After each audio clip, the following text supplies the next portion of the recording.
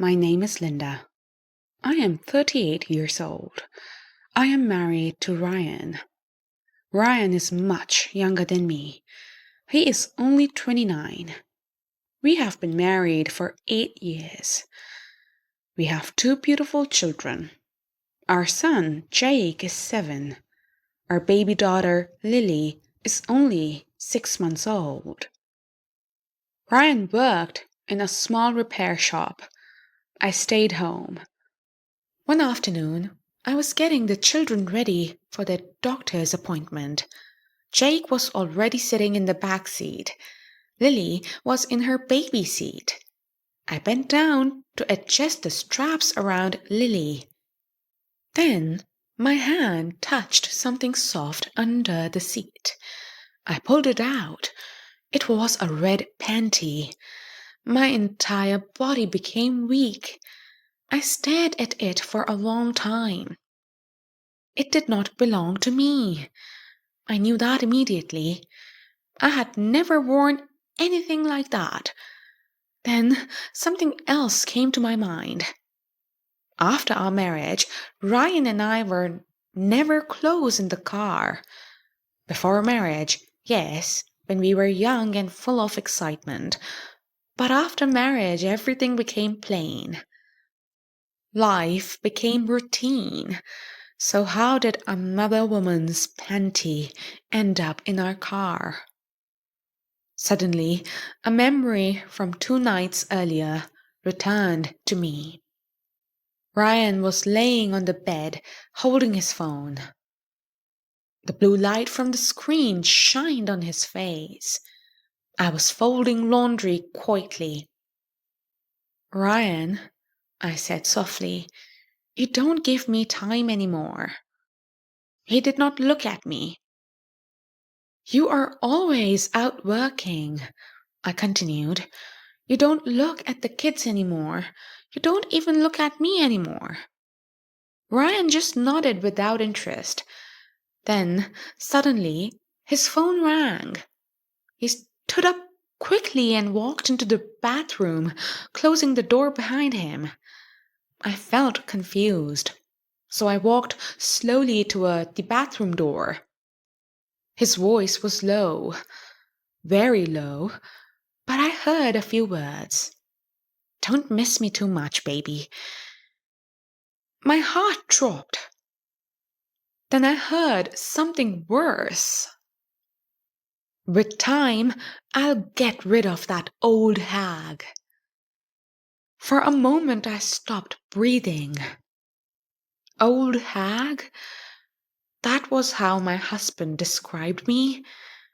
The man I cooked for every day, the man whose children I carried, the man for whom I lost sleep and youth.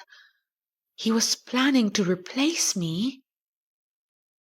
When Ryan came out of the bathroom, I could not control my anger. "Who were you talking to?" I asked. He shrugged. "None of your business." Something inside me broke.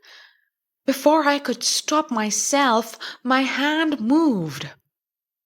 I slapped him hard on the face. The sound echoed in the room. Ryan's face turned slowly toward me. His eyes were cold. That was my biggest mistake. He grabbed my arms and pushed me hard against the wall. My shoulder hit the wall painfully. I cried out. "You old hag," he said angrily. "This is the reason I don't love you anymore." Then he picked up his jacket. "I am leaving you," he said. "I will marry my girlfriend whether you like it or not." Then he walked out of the house. Ryan did not return for 1 week. The house felt empty.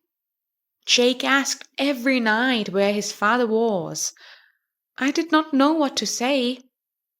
Then one evening, Ryan suddenly came back. To my surprise, he fell on his knees. "Linda, I am sorry. I have been a terrible husband. Please forgive me." Then he said something unexpected. "Let's go away for the weekend. Just you and me. We need time together." Part of me wanted to believe him. Maybe he truly regretted everything. 2 days later, we drove to an old cabin in the woods. The place was very quiet. Inside the cabin, everything looked simple. Ryan seemed relaxed. He said he would prepare dinner and wine. I went to the bathroom to wash my face. When I came back, I saw something strange. Ryan was standing near the table. He was quickly pouring something from a small bottle into one of the wine glasses. When he saw me, he immediately smiled. "Here," he said, "wine for us." I looked at the glass carefully. "Why aren't you drinking?" he asked. Then suddenly he laughed and drank from the same glass. "Relax," he said jokingly. "It's just a love potion." That night, I fell asleep in Ryan's arms. For the first time in many months, I slept peacefully. When I woke up the next morning, the bed felt strange. I was surrounded by pillows. Ryan was gone. The house was silent. I stood up quickly and walked into the living room. No one was there. I went to the entrance door. I tried the handle. It would not move. The door was locked from outside. My heart started racing. Ryan had left me alone inside the cabin. At first I screamed and hit the door, but nothing happened. No one came. I found a little dried bread in the kitchen. That was all I had to eat. Days passed slowly. I cried every night. Sometimes I thought I would die there. I kept asking myself one question. How could I be so stupid? A man who cheats never returns to his wife. One night I fell asleep while crying. When I woke up the next morning, I saw something shocking. Ryan was standing beside me. Next to him stood a young, beautiful woman. His girlfriend! Then I saw something else. Jake and Lily were behind them. I broke down when I saw my children. They were safe. Ryan's face was cold. "I only kept you here so I could marry Betty and sell the house," he said. He held divorce papers in his hand. "Sign them," he said. "Do whatever you want with your life." But I asked Ryan for one last favor. "Please, drop me at my mother's house." Surprisingly, he agreed. My mother helped me raise my children. When I recovered, I started working. She took care of the kids while I worked. I worked very hard. Years passed. I was promoted again and again. 15 years later, my life changed completely. I became the CEO of the company. I was strong, independent, and I never believed in love again. One day, I was walking through the office to check the employees. Then I saw a man cleaning near the hallway. He looked tired. His back was bent.